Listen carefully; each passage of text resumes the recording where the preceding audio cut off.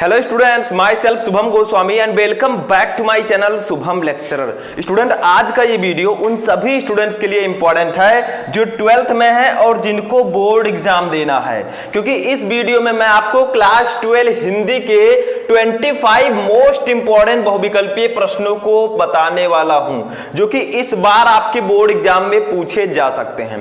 देखिए स्टूडेंट, आप जैसे सभी सब्जेक्ट की तैयारी करते हैं वैसे ही आपको लगातार हिंदी की भी तैयारी करनी है, क्योंकि हिंदी आपका एक स्कोरिंग सब्जेक्ट होता है और हिंदी में आप बोर्ड एग्जाम में 95% प्लस मार्क अचीव कर सकते हैं। हिंदी ही एक ऐसा सब्जेक्ट है, ठीक है। तो मैं आपको हिंदी की पूरी तैयारी कराऊंगा स्टेप बाय स्टेप। तो आपको जो वीडियोज मैं बनाता हूं सभी को आपको अच्छे से देखना है। पहले भी मैं 40 बहुविकल्पीय प्रश्न आपको बता चुका हूं, ठीक है। अब 25 बहुविकल्पीय प्रश्न मैं इस वीडियो में बताने वाला हूं जो कि आपके बोर्ड एग्जाम में 3 से 4 बार पूछे जा चुके हैं, यानी कि ये सब रिपीटेड क्वेश्चन है। अभी मैं जो क्वेश्चन बता रहा हूं वो आपके बोर्ड एग्जाम में सबसे ज्यादा पूछे गए हैं। तो चलिए आगे बढ़ते हैं, एक एक क्वेश्चन को हम पढ़ेंगे। तो आप लोग वीडियो को लाइक कर दीजिएगा, चैनल पर नए चैनल को सब्सक्राइब कर लीजिएगा, इसमें आपका ही बेनिफिट है, ठीक है। मुझे तो कुछ मिलेगा ही नहीं। तो चलिए आगे बढ़ते हैं। सबसे पहला क्वेश्चन हमारा आता है, देखिए सबसे पहला क्वेश्चन है हरियोध का जन्म स्थान है, यानी कि जो अयोध्या सिंह उपाध्याय हरियोध जी हैं इनका जन्म स्थान कहां है, ठीक है। का है स्वटाबाद, खा है निजामाबाद, गा है काशी और घा है आपका फर्रुखाबाद। तो देखिए हरियोध जी का जो जन्म हुआ था वो निजामाबाद में हुआ था, तो ऑप्शन नंबर खा आपका राइट होगा। अब देखिए आपके 12th में अयोध्या सिंह उपाध्याय हरियोध जी का एक चैप्टर है पवन दूतिका हिंदी पद्य में, ठीक है। तो पवन दूतिका अगर आप वहां से अयोध्या सिंह उपाध्याय जी के जीवन परिचय को, उनकी रचनाओं को पढ़ लेते हैं, ये बहुविकल्पीय प्रश्न आप आसानी से सॉल्व कर लेंगे। क्यों? क्योंकि जब आपको उनका पूरा जीवन परिचय पता है तो रचनाएं भी पता है, ठीक है। दो फायदा इसका आपका होगा, एक तो आपको साहित्यिक परिचय और रचनाएं दोनों पता भी चल जाएगा और यहां आपको बहुविकल्पीय प्रश्न में भी हेल्प मिलेगा, ठीक है। तो दूसरा क्वेश्चन देखिए हमारा क्या है, भारतीय ज्ञानपीठ पुरस्कार नहीं मिला है, इन चारों कवियों में से किनको भारतीय ज्ञानपीठ पुरस्कार नहीं दिया गया। का है सुमित्रा नंदन पंत को, खा है मैथिली शरण गुप्त को, गा है रामधारी सिंह दिनकर को, घा है महादेवी वर्मा को। तो देखिए इन चारों में से जो मैथिली शरण गुप्त जी हैं इनको ज्ञानपीठ पुरस्कार नहीं मिला है, बाकी सबको मिला है, ठीक है। अच्छा तीसरा क्वेश्चन देखिए, अज्ञेय ने तार सप्तक का प्रकाशन किया। शायद ये क्वेश्चन मैं जो फर्स्ट वीडियो मैंने बना था उसमें भी शायद ये था, लेकिन बहुत इंपॉर्टेंट है, एक बार पुनः पढ़ लीजिए।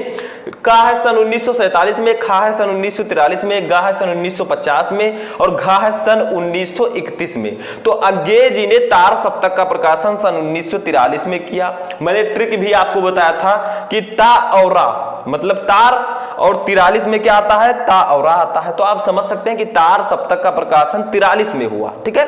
43 में भी ता और रा आता है आगे और तार में भी ता और रा आता है, ठीक है। तो इस ट्रिक के माध्यम से आप समझ सकते हैं, इतना तो आप समझदार हैं, ठीक है। समझ में आ गया इतनी चीजें। अब चलिए हम आगे बढ़ते हैं, कुछ चीजें और देखते हैं। चौथा क्वेश्चन हमारा है हरिवंश पुराण के रचनाकार कौन है, ठीक है। यानी कि हरिवंश पुराण के रचनाकार कौन है। का है देवसेन, खा है विमल देव, गा है पुष्पदत्त और घा है स्वयंभू। तो हरिवंश पुराण के रचनाकार स्वयंभू जी हैं, तो ऑप्शन नंबर घा आपका राइट होगा। चारों क्वेश्चन समझ में आ गया, आप लोग अच्छे से समझ लीजिएगा, एक भी क्वेश्चन आपको मिस या में से नहीं करना है, ठीक है। अब हम लोग आगे बढ़ेंगे, अपने 5वें क्वेश्चन पर चलेंगे। तो ये रहा आपका 5वां क्वेश्चन, क्या है कि रसखान किस काव्य धारा के कवि हैं। जो रसखान जी हैं ये किस काव्य धारा के कवि हैं। कई काव्य धाराएं हैं, तो का है प्रेमाश्रय काव्य धारा, खा है निर्गुण भक्ति काव्य धारा, गा है सगुण भक्ति काव्य धारा और घा है कृष्ण भक्ति काव्य धारा। तो रसखान जी कृष्ण भक्ति काव्य धारा के कवि हैं, तो ऑप्शन नंबर घा आपका राइट होगा, ठीक है।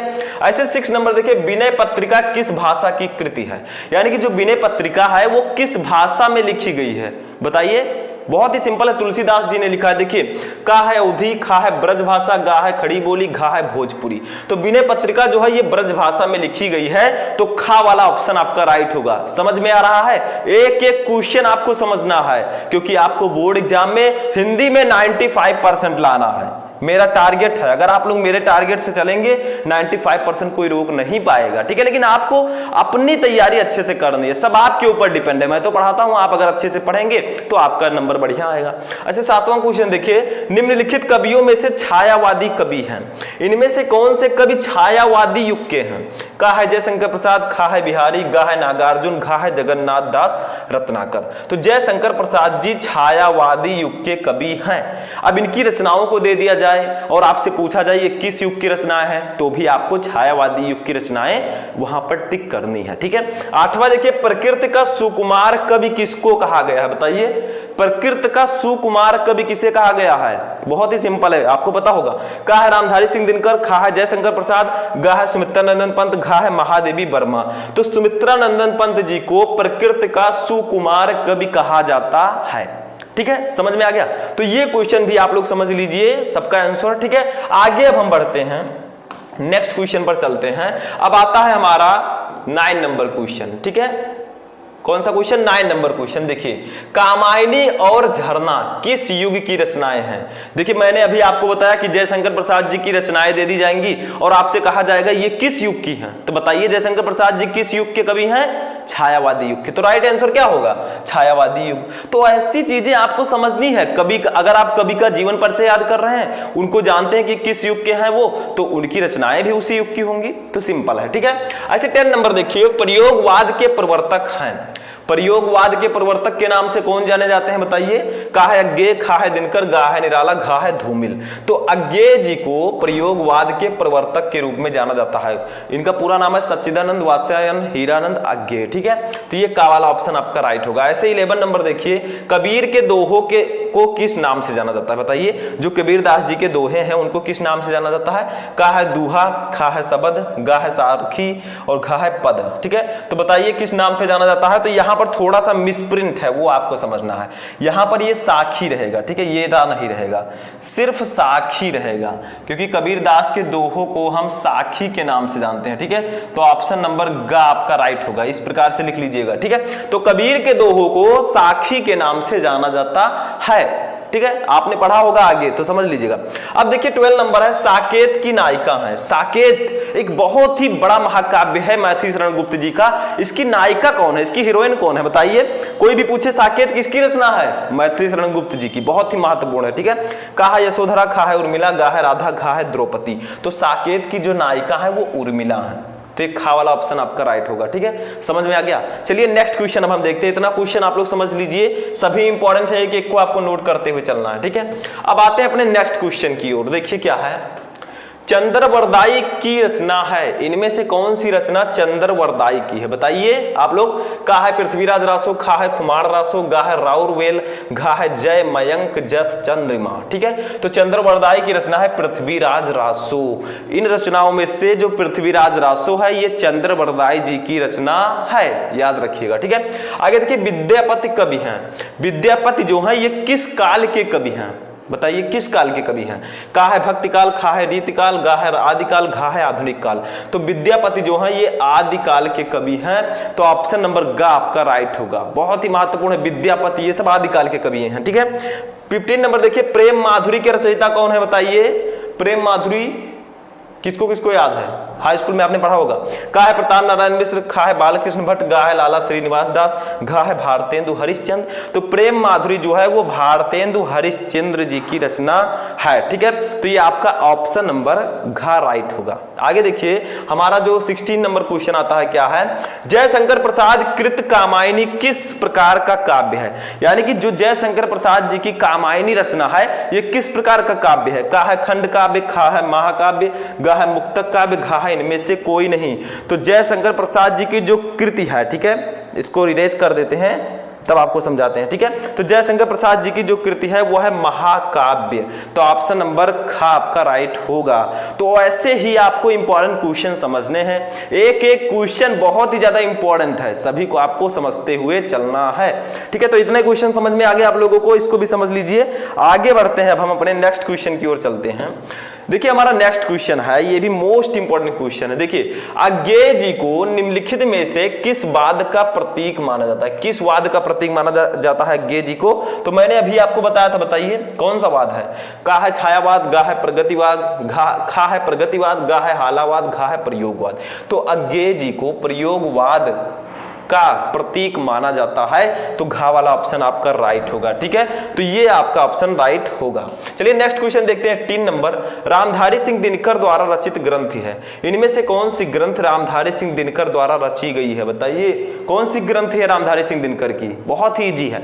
का है हुंकार, खा है धूप के धान, गा है कालजयी, घा है चित्राधार। तो जो हुंकार है ये रचना रामधारी सिंह दिनकर जी की है और ये रामधारी सिंह दिनकर जी का ग्रंथ है, तो ये का वाला ऑप्शन आपका राइट होगा। ठीक है, 19 नंबर देखते हैं, रसिक प्रिया रचना है। रसिक प्रिया किसकी रचना है? बहुत ही इंपॉर्टेंट क्वेश्चन, नोट कर लीजिए। का है मतीराम की, खा है केशवदास की, गा है नरपत नाल की, घा है सुमित्रा नंदन पंत की। तो रसिक प्रिया जो है ये केशवदास जी की एक बहुत ही फेमस रचना है रसिक प्रिया, तो इसको आप लोग नोट कर लीजिए, बहुत इंपॉर्टेंट है। ठीक है, 20 नंबर देखिए हमारा क्या है, 20 नंबर क्वेश्चन हमारा है, राम की शक्ति पूजा कविता के रचयिता हैं, यानी कि राम की शक्ति पूजा इस कविता के रचयिता कौन है? ठीक है, तो देखिए ऑप्शन नंबर का है जयशंकर प्रसाद, खा है मैथिली शरण गुप्त, गा है सूर्यकांत त्रिपाठी निराला और घा है अज्ञेय।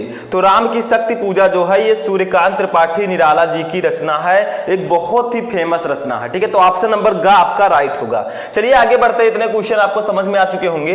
तो हमारा नेक्स्ट क्वेश्चन है 21 नंबर। ठीक है, देखिए क्वेश्चन क्या है कि रामधारी सिंह दिनकर की रचना है, इन चारों में से कौन सी रचना रामधारी सिंह दिनकर जी की है?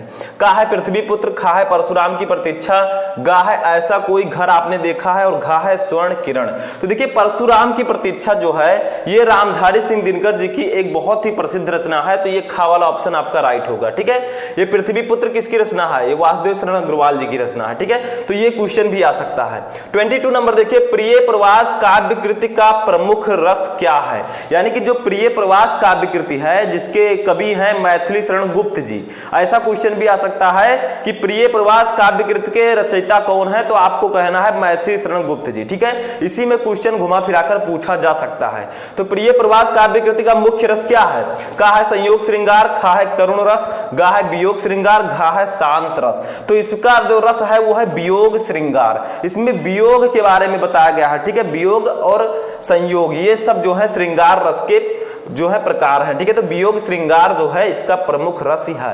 अच्छा 23 नंबर क्वेश्चन देखिए, जयशंकर प्रसाद द्वारा ब्रज भाषा में रचित काव्य संग्रह है, यानी कि इनमें से कौन सा काव्य संग्रह जयशंकर प्रसाद द्वारा ब्रज भाषा में लिखा गया है?